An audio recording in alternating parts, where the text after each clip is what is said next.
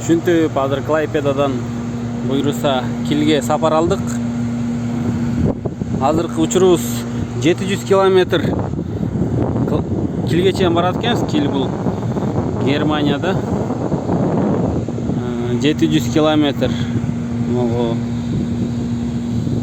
паром менен. Паром эми корабль да чоң эле. Бул жерде эме вертолетный площадка.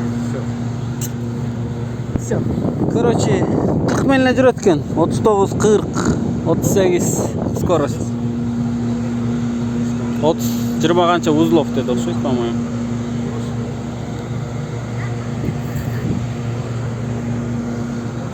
Бул жакта фуралар бул жакта. Мына бул антана. Мер жаллаң эле прицептер экен. Мына үч эле тик ачып турат мына жерде. Калган бүт прицеп. Галимий прицеп го.